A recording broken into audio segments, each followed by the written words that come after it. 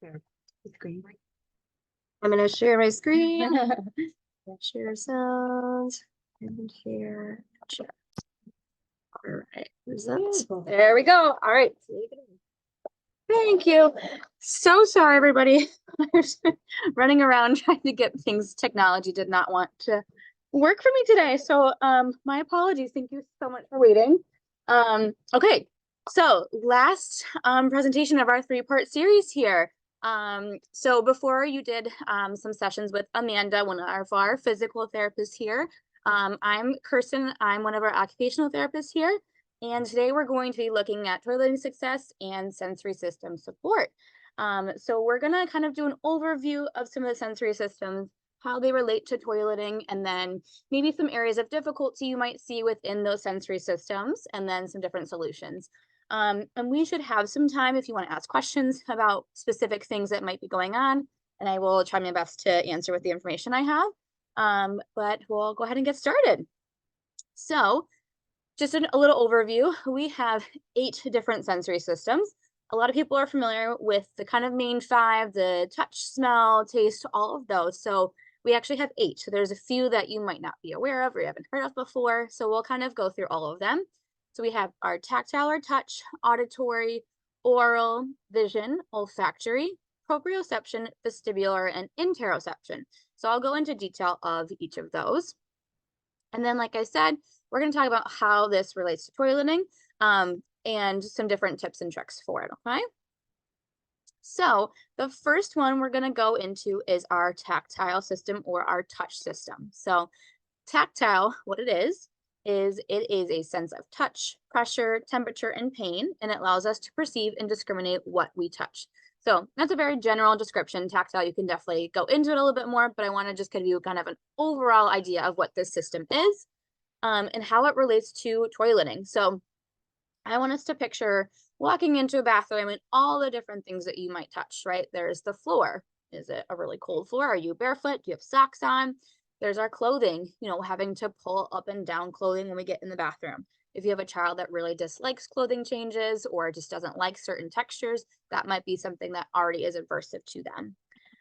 Then we have our toilet seat. That can be hard, cold, right? Or it could be warm if someone was just on it before. There's lots of different sensations that can happen there. Maybe there's a toilet seat on there, a cover of some kind. There's lots of different things that could be expected there as well. And then the feeling of urination or having a bowel movement, right? Like that's kind of a funny feeling. Urine typically warm, same with a bowel movement, and having to feel that actually coming out of our body can be really aversive for some kids too. If there's a splash, right?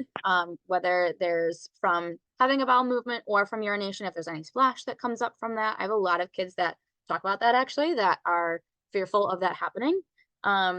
Or even from if you're in public and you have an automatic toilet that kind of goes off and then, splashes you or something like that.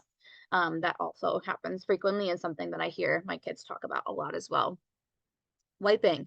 So then after we go to the bathroom, we have to wipe ourselves, right? So then we think about if we're using something dry versus something wet. If we're using a wet wipe, is it cold? Is it warmed up?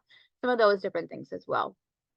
And then washing hands, right? There's a whole process there with the water, the soap, and scrubbing. So there's a lot of different things in this one sensory system that can be difficult or that are related to toileting.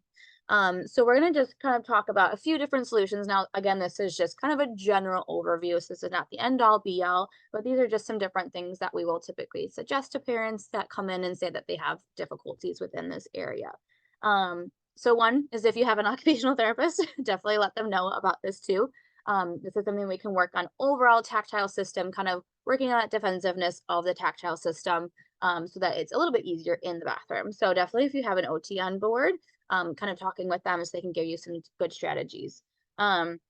Making the bathroom feel low pressure, not putting a lot of pressure when we're going into the bathroom. Doing messy play outside of the bathroom, so not even related to bathrooming. So maybe we do water play outside of the bathroom. You're doing shaving cream. We're doing hot and cold play. So maybe playing with like a bowl of cold water with some ice cubes or something like that, especially in the summertime. It's a great activity. Doing a rice bin or anything that gets that different sensory system kind of activated and you're touching something different. Messy play is great. Therapeutic brushing. Again, this would be kind of implemented by an occupational therapist, but this can be a really great strategy for kind of calming that nervous system a little bit more, especially prior to going into a bathroom space, to get you feeling regulated and ready to use the bathroom. This is another one that actually I've used a few times and I've had good success with, is using a foam or a powder in the toilet bowl. So when you urinate or have a bowel movement, it catches that in there, so there's no splash. So that's actually a really great strategy for if your kiddo is feeling nervous about, you know, there might be a splash after going to the bathroom. There are certain products out there you can add into the toilet. Yeah, isn't that cool? Yeah, it is really cool. And I've had kids use that and really, really like it and have that fear kind of taken away from like the splash coming up. So those are just some quick solutions. So if you have other questions as we go through, feel free to call them out. And then we'll have some time at the end to go over questions. Next, we have our auditory or our hearing. So auditory is our sense of hearing, perceiving sound, locating sound, discriminating sound, and filtering and tuning into different sounds. How it relates to toileting. So a lot of different things here that can go on in the bathroom, right? Flushing toilets, automatic flushers, those can be loud. Hand dryers, I think that's probably the biggest one that I hear most often, is that the hand dryers are really loud and bothersome, which they are. Very valid and fair. I've had people talk about the fans in the bathroom. So if you turn on a light, there might be fans that go on it automatically. That happens a lot. Echoing, if you have a larger bathroom, there can be definitely vibrations of different sounds. The faucets at the in the bathroom as well can be another thing, turning it on and off. Also, I didn't put this in here, but if you have a shared bathroom, right, which a lot of schools do, a lot of places you go out in public, you'll have multiple stalls, right? So if there's other people in the bathroom, that can be overwhelming. Sometimes other friends are not, you know, having fun in the bathroom, they might be a little bit upset. Right. So there's lots of different things that can kind of go on in the bathroom space, especially with our auditory system. And if you have kiddos that are a little bit more sensitive to some of those sounds. So some solutions that I will offer parents is noise canceling headphones are a great tool. Throw them on, or you could just put them on when they're flushing the toilet or washing their hands. They don't have to have them on for the entirety of, you know, the bathrooming experience. If they are more comfortable to start that way, I think that's okay too. And then you can kind of fade away from what the actual difficult part is. Another thing that can be implemented by an occupational therapist is we have a therapeutic listening program here that kind of helps with some of those like ambient sounds, background noises, kind of integrates that system a little bit more and helps with some of that auditory sensitivities that your child may experience. So if you have an occupational therapist here, it's another great resource to kind of help you with some of those difficulties. Doing some different exposure to sounds. So maybe you are playing some background noises while you're at home. Maybe it's while you're not in the bathroom, like maybe you have a toilet flushing noise or a vacuum noise or something like that, and you kind of build it into your day, but not necessarily in the bathroom. Another thing that I like to do is kind of scaffolding to independence in the bathroom. So I have a kiddo right now that really does not like the sound of flushing the toilet. It's really loud. It's really scary for her. So when we started, she would stand outside of the bathroom door and I would flush the toilet for her. And then eventually she would stand inside the door, but she would kind of cover her ears or wear some headphones. I would flush the toilet. And then she got a little bit closer to the toilet, a little bit closer until eventually she was able to do it on her own. So we kind of built up and scaffold that independence with those sounds and those noises that are a little bit scary. So just kind of giving child some options in the bathroom, I think is also really empowering to give them, do you want to stand outside the bathroom? Do you want to stand over here and flush it with me? Or kind of giving them some choices also is helpful. And then definitely giving them a forewarning before you do anything that's noisy. You know, okay, I'm going to flush the toilet in 5 seconds. Okay, I just want to give you a heads up. Or we're going to use the hand dryer right now. I know some of that is unavoidable. Sometimes there's, you know, especially in a public bathroom, someone else might flush the toilet. Someone else might use the hand dryer, right? So using those noise canceling headphones, especially in those unknown situations where there's multiple variables, might be really helpful at that time. So just something to keep in mind.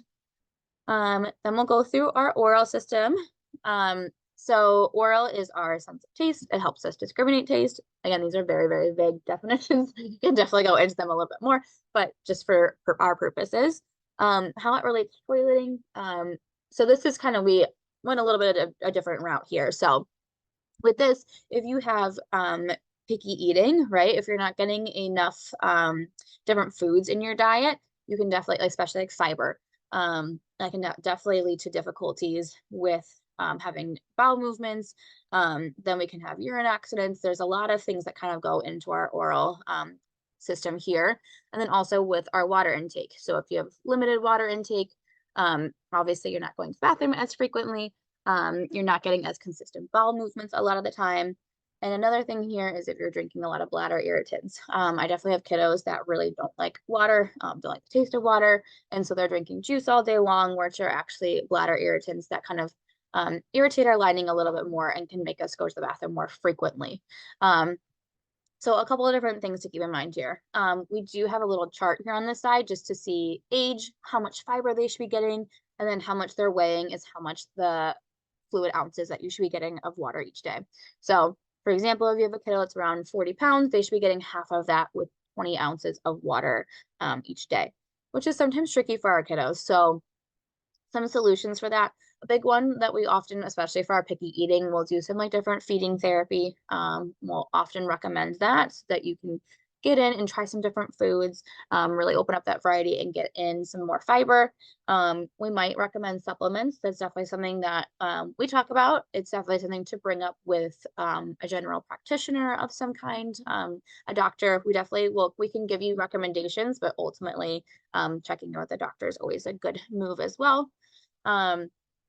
Doing different water bottles, I find that having a visual for our water intake is really helpful, because if you have a black bottle and you can't see, like I have one that's completely black, you can't see how much water in there. You can kind of feel it, but you really can't see how much water you've really drank throughout the day. So unless you're going over and picking up that water bottle, you don't know how much is really in there. So I will often recommend like a clear water bottle. They actually make for kids, they have little water bottles that have timetables on them. So you can see like from 7 to 8 o'clock, you should drink this much water. From 8 to 9, this much water. And it kind of gives you that little bit of motivation. They have them for adults too, but they also have them in like pediatric and kid sizes too, which is nice. If you don't want to buy that, or you already have a clear water bottle, but it doesn't have the timetable on it, sometimes I'll put little stickers of like, okay, let's get to Batman. Okay, let's get to, you know, one of the Avenger characters or something like that too, just to really help motivate and increase that water intake. And some kids do just need a little bit more of a reminder. I definitely have kids where I'm like, hey, looks like we haven't drank a little while. Let's do some cheers and let's take some sips together. So whoever's involved, you know, the caregivers in that kid's life should all be on board of like, hey, let's get daycare on board. Let's get school on board. You know, let's get parents on board too, or nanny, whoever's in their life, grandparents, and just kind of keeping those reminders frequent so that they're drinking enough water throughout the day. Another great one is putting like fruits in our waters, or using different things to kind of add in some different flavors to get that water intake up a little bit more, or fluid intake in general. So that's typically where I will start with a lot of kiddos that struggle in those areas. Any questions so far? I know I'm kind of running through this, but I feel bad because I was late. So any questions so far? Everyone okay? Okay, fabulous. So next we'll go into our visual system. So vision, sense of sight, helps us perceive color, shapes, motion, spatial orientation. How this relates to toileting. So if you're going to the bathroom, if you could have bright or dim lighting, just kind of depending on the environment that you might be in. Imaging or contrast. So if you have anyone that has vision difficulties or low vision, that's something else to keep in mind. Or if you walk into a bathroom and it's like bright red, that'd be pretty obnoxious, right? So kind of trying to keep colors neutral if you're able to control that. But just noticing if you walk into a really obnoxious space where there might be, you know, posters on the wall and bright colors and a lot of things that might be going on that could be even distracting, if anything. There's another piece of like perceptually being able to sit on the toilet and see where you're going and make sure that you actually get to where you need to be. You know, aiming at the toilet too for urination. That's another big piece too. So then another piece of this is a lot of kids don't like to look at, some kids actually really do like to look at their poop and pee. So some like to look at their poop and pee and some don't. Some are like, ew, ew, I don't want to look at it. So another thing to notice too is some kids are really aversive to like seeing the sight of their own bodily fluids, right? Another piece there. And then visual attention, they're able to attend the entire task of like getting onto the toilet, sitting on the toilet, aiming, wiping, flushing, that whole piece. There's a lot of pieces that go into going to the bathroom. So are they able to visually attend to all of those different tasks, right? So some solutions for our visual system here is working on visual skills like outside of the bathroom. So maybe we look at vision therapy, or we do different activities like puzzles and stringing beads and different activities to really work on our visual skills. Maybe it's catching, throwing a ball, different things to really kind of hone in on those visual skills and strengthen them if there is a weakness and or delay of some kind. Reducing overwhelming stimuli as you're able. Again, if you're in a public bathroom, there's only so much that you're able to do within that public space. But in your own home, you can kind of think about what your bathroom space looks like, making sure it's a nice, calm, inviting space. There's not a lot of different pictures or images or brightness going on if you can. Now, if you have a light that's really bright or obnoxious or something like that, they do have like light covers that you can put on if that's the setup that you have. There's some different things, or adding in like a dimmer, something like that, just to make it a little bit more inviting. Sometimes I'll also have parents turn off the lights in the bathroom and just add like one little like spotlight of some kind. I really like those little, I forgot what they're called. I don't know, Natalie, if you know. Not a tap light exactly, but they have like the moon and stars where you can turn it on and it kind of just spins. Yeah, like a little projector type thing. Fairly calming most of the time, not too visually distracting, especially if you have the lights off. And sometimes that can be really calming and relaxing when going into the bathroom. So sometimes I'll have families use something like that. I actually just gave out one of my lava lamps the other day to turn off the light, use a little lava lamp to kind of help bring that nice calming environment to the bathroom. Again, assessing the lighting is another big piece there. You can use sunglasses. So if you go into a really bright space, it's really not fun to look at, or you just don't have control over what's going on in your bathroom right now, because not everyone has that control. Grabbing a pair of sunglasses just kind of like dim some of that brightness or some of the noxious colors that might be going on can be a helpful tool as well. Okay. Next, we'll go into our olfactory system. So what it is our sense of smell. It perceives and discriminates different scents, and how this relates to toileting. So lots of different smells going on in the bathroom for sure, right? There's different soaps that they might be using, wipes, definitely the obvious of like the bowel movement or urine, can definitely be really noxious for some kiddos, especially if you have a public space and there's lots of other smells going on. You know, there's sometimes you walk in a bathroom and you're like that, yep, there's some interesting smells going on here. So some of the biggest solutions that we have here are having access to preferred smells. So maybe they have a little scent that they like, kind of putting it either with them, like on a little necklace. Sometimes we'll put it on necklaces, on a piece of clothing, or actually holding that item that smells good and kind of holding it under their nose while they're in the bathroom. You can also use a little bit of like a Vaseline underneath your nose and then put a preferred scent with it. So you're actually getting that smell there. You don't have to hold anything in the bathroom. So adding a little layer right underneath your nose to kind of help just only smell that, or at least kind of dim some of the other smells can be really helpful. Using a poopery in the bathroom. So spraying that before, if everyone's used poopery before, it's great.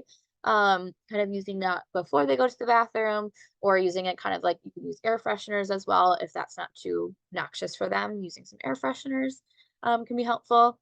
And then wipes or soaps, kind of looking at scented versus non-scented. Is that something that's bothering them? Again, within your power to do so in your own home, versus, you know, obviously public space is a little bit different, but within your own home, having the preferred things, whether they like the smell of a wipe or soap, or they really don't like it, we want to get some unscented. If you're able to send in unscented wipes to school, if that's what your kid likes too, that's another thing to kind of keep in mind for our olfactory system here. Next, we have proprioception. So these next few are kind of the more unheard of senses, or not talked about as much. We talk about them all the time in OT. We talk about them all the time here, but I know that they're not often talked about outside of this environment. So we'll go through these a little bit more. So what proprioception is it? It's the ability to perceive, understand, or understand the kind of it's our sense of body positioning and orientation. So letting you know where your body is in space, essentially. So if I'm holding my arm out, I know that my arm is out to my left side. I know that my fingers are kind of spread out. Like I'm able to tell where my body is without looking at it. Um, this influences coordination, regulation, body awareness. I bring up regulation just because if I don't know where my body is in space, that's really kind of dysregulating for me. If I don't know where my body is, then how am I supposed to do pretty much anything, right? Especially going to the bathroom. If I don't know where I'm going to sit, can't really tell where my body is. That can be really hard for some of our kids. Um, so how this relates to toileting. This definitely ties in with our vestibular system, which we'll kind of touch on next a little bit more. So these two senses are very, very closely related, and we'll kind of talk about why that is. Orienting your body in space. So being able to go up onto a elevated surface, especially if you're in public or you have like a larger toilet at home, being able to go up as for our younger kids, being able to get up on a step stool, turn yourself around, sit onto the toilet, and then kind of be potentially floating in space, right? That's hard. It could also look like craving movement. Our kids that are kind of like bumping, crashing, they go into the bathroom and they're bumping into the wall, they're pulling the toilet paper off, they're kicking the stool, some of those things, right? Some of those kiddos that have a harder time even like sitting still on the toilet for the entire move or the entire activity of toileting, right? So that's a big piece there too. Wiping and cleaning yourself. If you don't know where your body is, it's gonna be pretty hard to know that you've gotten yourself fully clean, right? So that's another piece to kind of keep in mind that could also be impacted in the bathroom. Um, so different solutions here. There's a lot of different ones. I will say like having a PT, OT on board is a really great for if you have difficulties in this area. But some overall guidelines or solutions is working on overall body awareness, not just related to toileting. So outside of toileting, doing awareness activities will be helpful. In the bathroom, maybe giving them a little bit more of that handheld assistance or kind of physical assistance in the bathroom of like kind of showing them where their body should go, kind of helping manipulate them a little bit, can be a helpful tool as well. And then also like verbally narrating as you're doing it. So we're going to, you're holding their hands. Okay, we're going to step up together. We're going to turn around, time to sit down. So kind of like breaking it down step by step too, versus just kind of throwing a kid out into the bathroom and just being like, okay, go. Right. So kind of walking through the process a little bit more with them, and giving them that physical assistance, kind of being able to show them where their body is too, is in space, is helpful. Doing different tactile activities. So we talked about that tactile system earlier. So doing a lot of tactile activities, especially like deep pressure activities, and we'll kind of talk about what that is a little bit more here too.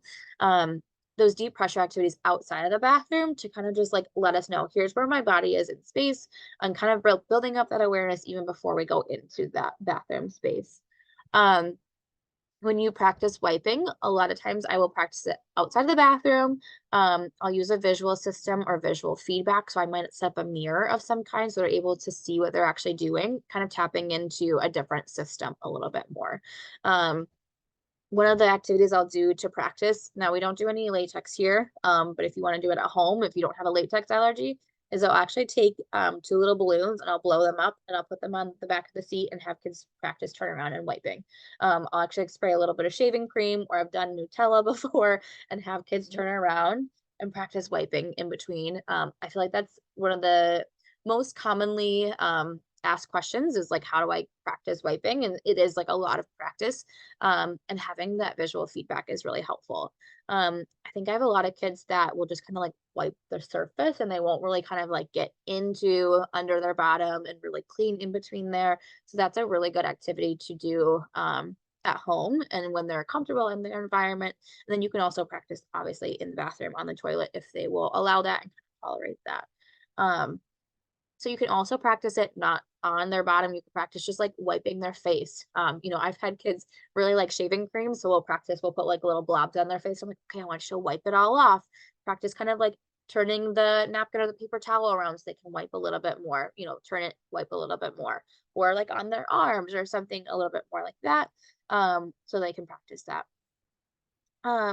Heavy work activities prior to going to the bathroom can be really regulating and grounding and let kids know where their body is prior to going into that bathroom space. So there's a couple pictures here on the screen, but heavy work essentially is like anything where you're pushing or pulling. your muscles, everything is in your muscles and joints. That's where this system lives, in the muscles and joints. So it might be like wall pushes. Maybe it's carrying something really heavy before you go to the bathroom. Maybe you have a weighted backpack. Maybe it's doing little chair dips. Maybe it's pushing. I have a lot of kids that help with like laundry. So they'll push the really heavy laundry basket down to where the laundry is, and then they're helping take everything out. Or they're taking the wet clothes out of the washer and put them into the dryer. So anything like that you can think of that would be great to kind of activate those muscles and joints before going to the bathroom is a really great way to kind of help get us a little bit more grounded before going in. I often will recommend animal walks. That's another great one, like bear walks, crab walks, frog jumps before you get into the bathroom. It's a great transition of like, let's be like a bear and walk to the bathroom. Because then you're activating all those muscles and joints as you're on the way to the bathroom already. That's also for those kids that are like craving that movement opportunity as well. So kind of getting a couple different things checked off at the same time, which I think is great. Maybe you give them some deep pressure in the bathroom while they're on the toilet, maybe some deep pressure squeezes, giving them kind of like a fidget to still their body a little bit more. Something that isn't going to take focus away too much from the task at hand, but something that they can kind of like pull or push. So maybe a stress ball, maybe some putty to squeeze, something like that to give them that deep pressure while they're on the bathroom and kind of help keep their body a little bit more still. And then another one that you can do, so this is for those kiddos that are kind of like bumping, crashing a little bit more. Maybe the bathroom space is a little bit too large for them. We want to make it even smaller. Now this is not everyone's gonna be able to do this, but it's just another idea. Sometimes I'll have parents get like a little potty. Another little potty is great for practicing too. It kind of makes the space a little bit smaller. But putting this into like a bathtub or a walk-in shower makes that space a little bit smaller versus having that whole bathroom to kind of move around in. Sometimes that just closes off the space a little bit more, lets you know where your body is a little bit more, builds up that spatial awareness if you have a smaller, more enclosed space. So just something else to keep in mind. And if you have like multiple bathrooms in your house, kind of noticing which one might be a little bit more successful for that spatial awareness and kind of having those spatial boundaries in that space. Okay. Next, we'll go into our vestibular system. So our vestibular system is our sense of balance, position in space, and movement of the head in relation to gravity. The system lives in our ears. It detects linear and rotary movement. So linear is kind of that like back and forth movement. So picturing yourself like on a swing, kind of that back and forth movement. And then rotary is that like spinning movement. So roller coasters, spinning around, you get on a swing and spin. I personally hate vestibular movement. It makes me dizzy. But some of our kids you really, really like it or are really scared of it most of the time. So this is a really big system. It influences, again, balance, posture, coordination, a lot more. And it is very closely related to our proprioceptive system, like I talked about earlier. So being able to know where your body is in space kind of connects with that balance piece at the same time, right? So these are very, very closely related. So how it relates to toileting. So again, orienting yourself on the toilet. That's a really big piece. If you can't figure out where your body's in space, or you can't figure out how to turn yourself around on the toilet, that can be a really big piece here. And climbing up on a step stool. So if you're floating kind of in space, so think about a toilet, especially if you're little, you're kind of floating over a big bowl of water. And if you're really not secure in your body, or that can feel really, really scary.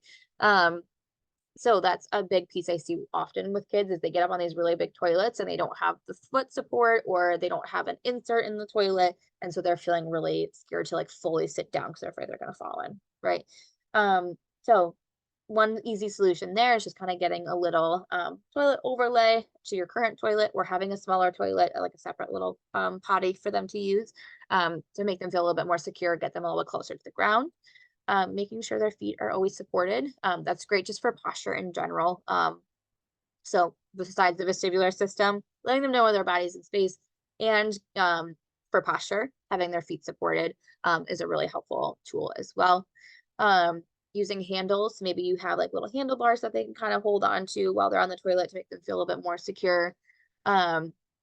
And then another one we often will recommend is if kiddos have difficulty in this area, like they're really afraid of getting up on the toilet, they have some that we call the gravitational insecurity. They're afraid of having their feet off the ground. We will often recommend either PT or OT to work on that vestibular system a little bit more with like a spinning protocol of some kind or something like that. Okay. The last system here is interoception. So this is a little bit of a newer system, something that's still kind of being researched, talked about a little bit more, one that I don't think people know about as much, but very, very important when it comes to toileting.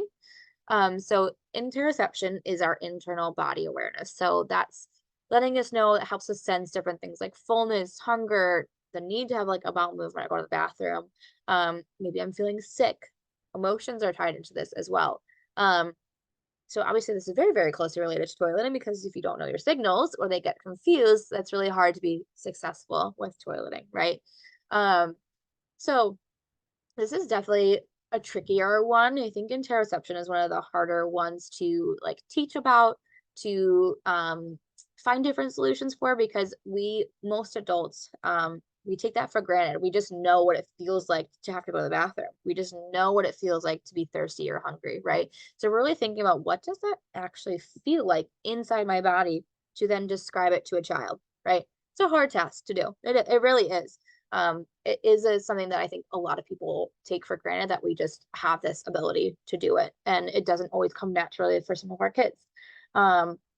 I will say with the development of this sensory system is very wide. You might have a 1.5-year-old that is toilet trained, ready to go toilet training, and you might have a 7-year-old that isn't even quite feeling those body cues yet, right? There's a huge range here, especially with our kiddos that might be on the spectrum. There's a huge, huge range here of when this kind of skill develops.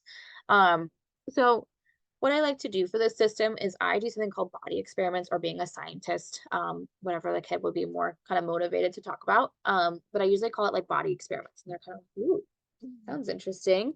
And so I'm doing different experiments. I always start externally before I go internal. So what I mean by that is like things like hot and cold. They're a little bit more like tangible for your body to feel, maybe like hard versus soft. So I'm always starting that like external body system before I really dive into like, what does it feel like when your bladder's full, right? Very, very different kind of obscure things versus I'm going to start more concrete things that are going to make a little bit more sense to our kids versus just diving into like, what does it feel like when you need to go poop? That's kind of weird. So I really start with that like external. So I might start with, let's rub our hands together for 10 seconds. Okay. Let's all rub our hands together. And then, oh, let's stop. What does that feel like? A lot of times you'll get, oh, my hands feel hot, right? So different things like that. Or maybe they feel tingly. So I'm always describing what I'm feeling too. Now some of our kids, like I have kids that will rub their hands and be like, it's cold. And I'm like, okay, my hands feel hot. And I never deny what they're telling me. Because maybe truly their hands do feel cold. So I never am saying like, no, that's wrong. I'm always like, oh, I hear that your hands feel cold. Mine actually feel hot and tingly. And then if they're still stuck on that external body system, it hasn't quite clicked yet. Like they're still telling me their hands feel cold, their hands feel cold. We're kind of still work on that until we really get it like, oh, my hands feel hot. Then we can kind of move a little bit more internally. So we really start externally. You don't typically move inwards to the internal body system until they have mastered kind of that external feelings. The hot, the cold, the sharp versus dull, fast versus slow. So we might then, let's say they've mastered the external body system. They can tell the difference of hot and cold, dry versus wet. So then maybe we go something that's a little bit easier to feel than like bowel and bladder. We might go heartbeat. So I might have them jump up and down 10 times. Ooh, let's feel our heart. It's going fast or slow. Because that one you can feel a little bit better than just like something that is kind of stagnant, that doesn't really move or do too much, right? So our heartbeat might be something to try. Maybe then we check our lungs. Can we feel them moving in and out? Are we taking deep breaths? Are we taking fast breaths, slow breaths? And I'm really just using so many descriptive words during this. They're building up that awareness. They're kind of building up their own vocabulary of how to describe things. Then we might talk about, ooh, I'm feeling hungry. How did I know I was feeling hungry? My belly is rumbling. It feels empty. It's making noises. And we're kind of describing all those different things. I'm feeling thirsty. My mouth feels dry. I don't know, I feel my throat feels dry. I think it's time for me to get a drink. So different things like that, trying to describe them a little bit more, especially as you're building up this system. So maybe your kid comes to you and says, Mom, I'm hungry. How did you know you were feeling hungry? Did your belly talk to you? Something like that, just to start building that up outside of even the toileting aspect of it. So starting to build up those internal body systems is a really helpful tool. I also will like draw it out. So I'll kind of draw out a body like this, and we'll kind of talk about our heart beating fast. We'll draw the internal organs. We'll draw on eyes, nose, lips, and just kind of building around awareness of our own body. I will go through some anatomy with kids too. I do have some like anatomy pictures and printouts I think are helpful just to see like where your bladder even lives. Where does your stomach live? Where does your heart live? And kind of showing them pictures so they can understand and have that knowledge going into it too. Okay. And then last little bit here. So sensory readiness. So one of the things that we kind of talk about in general in OT is regulation before expectation. I will say that probably to the day I die. Regulation before expectation. So like having a really regulated body is super, super important for toileting. As you can see, there's like so many things going on in the bathroom. Every single sensory system is being used. And this is just sensory. This is not even including the physical aspects, the emotional aspects, right? There are so many different pieces to toileting. And I think that's something that people don't always realize. We kind of just have like, again, taken it for granted that we've all been able to toilet train and just go to the bathroom and go. So sensory readiness and getting our body regulated is really, really important. Voiding requires a calm body. So maybe this is practicing our belly breaths before our chest breaths, right? We want to really encourage like nice, deep, slow breathing, being able to breathe into our pelvic floor versus like kind of holding or pushing. We really want to work on that too. Parasympathetic system engagement rather than being in like fight or flight is really important. So if you have a kid that's in fight or flight all the time, that makes voiding a lot harder. So we have two different nervous systems. We could kind of go into this all day long, but if you have one that's active, the other one is not working as well. So we really want to activate our parasympathetic, our kind of rest and digest, so we can actually go to the bathroom and have a successful void.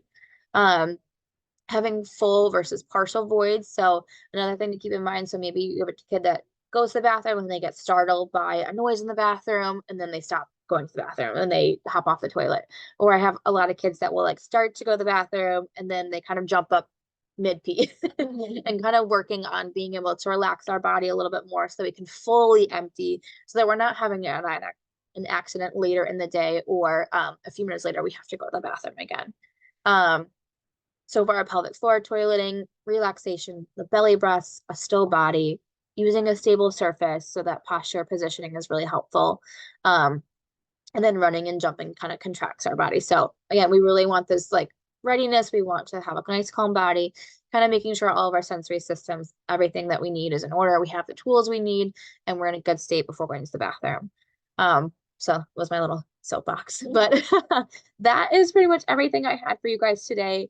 Feel free to ask questions. I'm here. We have a few more minutes. If you have any like specific questions about your child in specific or about toilet learning in general, I'm happy to answer any questions you have.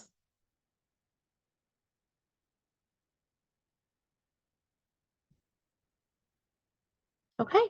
And if you want to hang out and wait for everyone else to leave, if you have more specific questions that you want to ask, feel free. But I'll be here for a few more minutes. Thank you guys all so much for your patience, for waiting for me to run over and get technology figured out. And I appreciate you guys coming to our series, and I hope you learn some new things. Hey, I have a quick question.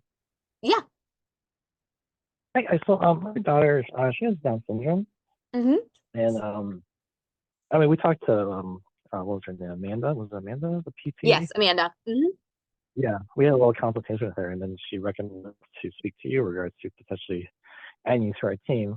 But just talking about sensations. So my daughter, she doesn't like wet. Like if I wash my hands and then she touches my hand, she recoils right away.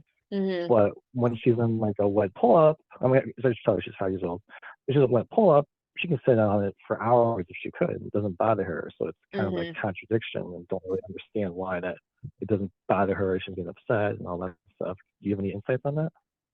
Yeah, and I think some kids actually would prefer to stay in like a wet warm versus having to actually take that off and then wipe and everything too. So I have some kids that will, I think there's a couple different pieces there. I think some of it could be the awareness that well, does she tell you if she's wet? Like if you know that she's gone and you say, "Hey, did you go to the bathroom?" Will she tell you that she's gone? Like, does she know So that she's she's she's wet? nonverbal, but Okay. I can ask her, and she may answer correctly like 50% of the time. Okay. So sometimes yes, sometimes no. She'll kind of like, do you notice that like if we have gone, do we kind of like, sit funny? Does she have any, even if we're not like verbally, telling you like, yes, I'm wet. Do you see any like of that kind of like wiggly uncomfortableness, or she's just kind of like happy to hang out in it? She just acts normal. There's no difference in Okay. behavior or sitting or moving. Okay. And you don't see any before signs that she has to go or that she like needs to use the bathroom. I'm looking at you too because I don't. No, it's Okay. difficult to tell, except for Okay. the bowel movements. But in terms of urine, it's not. That's the hardest one to tell. Yeah. Okay. So she doesn't quite have that like some kids will kind of like do a little wiggle or they'll kind of go off to the corner and they'll kind of hide and then go to the bathroom or they'll kind of squat or do their position to go to the bathroom. And that's typically how I know that they're like noticing like, hey, I need to go to the bathroom. Like they're kind of showing that like awareness prior to going. Um, So I think there's probably a couple of different things, like sensory systems at play here. I think part of that's probably that the interoception piece that we just talked about, like that internal body cue and awareness of like being able to know, like, hey, I need to go to the bathroom, like it's about to happen, and kind of building up that awareness. And then I do think there's probably like that tactile piece, like you were talking about. Some kids would actually prefer to stay in the like wet and warm because it's a little bit more comfortable than having to go and like take off all our clothes, take off the wet, get wiped because actually and also when you're wet and then you take it off like it feels kind of cold, right? So it might be that she likes the warm versus like that cold kind of wet feeling too, or kind of like taking everything off. And when you're washing your hands too, that could be another piece of like if it's a cold water versus warm water and then being able to dry it right away. So and some kids are more content just like sitting in the wet and they don't want to take it off. So it is tricky to like notice. I think something we can try to be a little bit more see if we can catch any like before signs of like that she needs to go to the bathroom. And then when we do take her, just trying to figure out and play around with does she like a dry wipe versus a wet wipe, a warm versus a cold? Same thing with water, and kind of playing around with it. It is a little bit of like trial and error too. And you're right, there can be some contradictions between our body systems and what we like. We can be hypersensitive in some areas and hyposensitive in other areas. It doesn't always make sense. And it can be within that same sensory system. Sensory systems are funny and kind of ever changing too.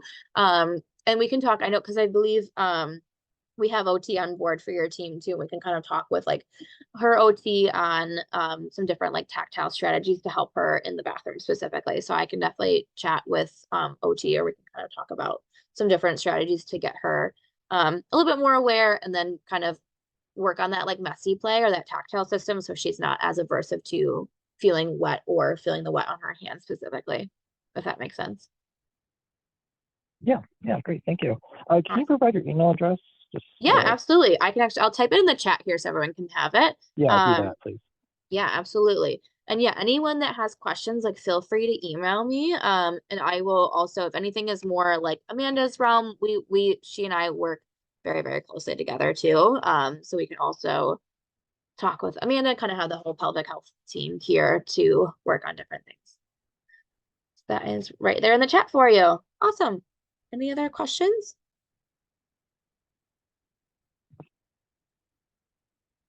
Okay, amazing. Well, I will have that chat up for you guys. So if you have any questions, feel free to shoot them to my email.